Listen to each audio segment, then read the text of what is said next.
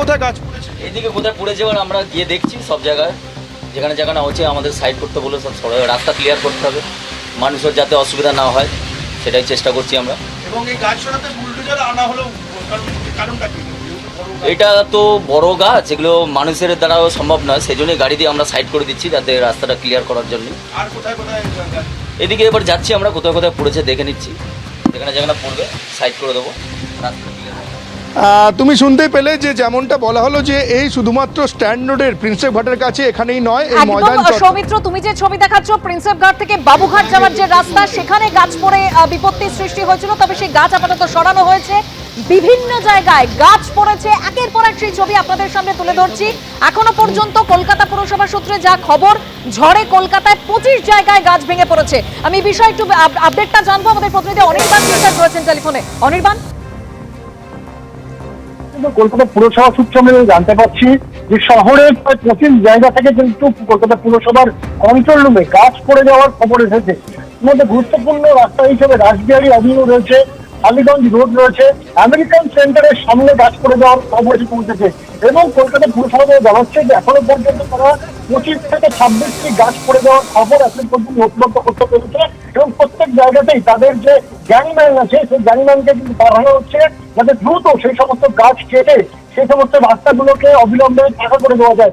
একই সঙ্গে তোমাকে জানিয়ে রাখবো যে কলকাতা পুলিশের যে ডিএমজি রয়েছে তাদেরও একটা টিম কিন্তু রাস্তায় নামছে, কারণ তারাও কিন্তু চাইছেন যত দ্রুত সম্ভব এই রাস্তা সেই রাস্তাকে পরিষ্কার করে নেওয়া যায়। পুরসভা সূত্রে বলা হচ্ছে যে এখনো পর্যন্ত যে তথ্য এসে পৌঁছেছে তার কারণ প্রতিনিয়ত কিন্তু কলকাতা পুলিশের কলকাতা পুরসভার যে কন্ট্রোল রুম সেই কন্ট্রোল রুমে ফোন বেঁধে চলেছে এবং এক একটি ফোন রিসিভ করলেই সেখান থেকে কিন্তু গাছ পড়ে যাওয়ার খবর আছে। কিন্তু এখনো পর্যন্ত যে খবর 25 থেকে 26টি জায়গায় গাছ পড়েছে, যার মধ্যে অনির্বাণ, অর্থাৎ বিভিন্ন জায়গা থেকে যেরকম তুমিও বলছিলে গাছ পড়ে আসার খবর আসছে, ইতিমধ্যে কলকাতা পুরসভা থেকে যা খবর 25 জায়গায় গাছ ভেঙে পড়েছে। তবে যে ছবি দেখতে পাচ্ছেন ক্ষুদিরাম মেট্রো স্টেশন, শেড ভেঙে গেছে, একেবারে শেড উড়ে গেছে, সেখানে জল ঢুকছে মেট্রো স্টেশনে, সেই ছবি আপনাদের সামনে রেখেছি।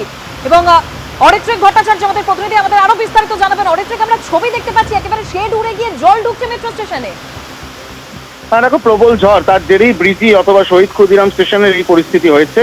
একটি অংশের শেড সম্পূর্ণ উড়ে গিয়েছে এবং সেখান থেকে নাগাড়ে জল ঢুকছে স্টেশনের মধ্যে।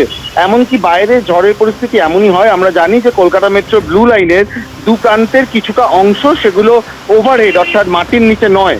টালিগঞ্জ থেকে ব্রিজি, আবার উল্টো দিকে নোয়াপাড়া থেকে দক্ষিণেশ্বর পর্যন্ত মাটির ওপরে।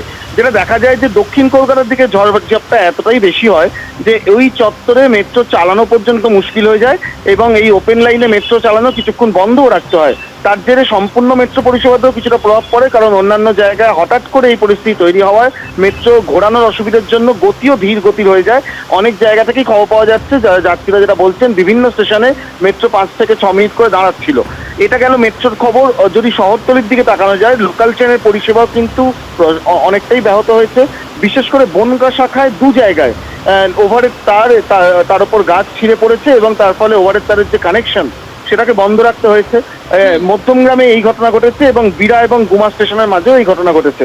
আরও একটি সেকশন কল্যাণী থেকে মদনপুরের যে সেকশন, সেই কল্যাণী থেকে মদনপুর সেকশনে কিন্তু একই ঘটনা, ওভারের তারে গাছ ভেঙে পড়েছে এবং তার জেরে সেখানকার ট্রেন চলাচলও ব্যাহত হয়েছে, বিপর্যস্ত হয়েছে। মোট 3খানা খবর এই মুহূর্তে রেল সূত্রে পাওয়া যাচ্ছে বিভিন্ন জায়গায়। শহীদ ক্ষুদিরামের যে এই যে জল নাগাড়ে পড়ছিল, আপাতত বৃষ্টি কিছুটা কমায় সেটা বন্ধ হয়েছে, এরপরে সেটাকে সারানোর ব্যবস্থা করা হবে মেট্রো কর্তৃপক্ষ, এমনটাই জানাচ্ছে। এবিপি আনন্দ, এগিয়ে থাকে, এগিয়ে রাখে।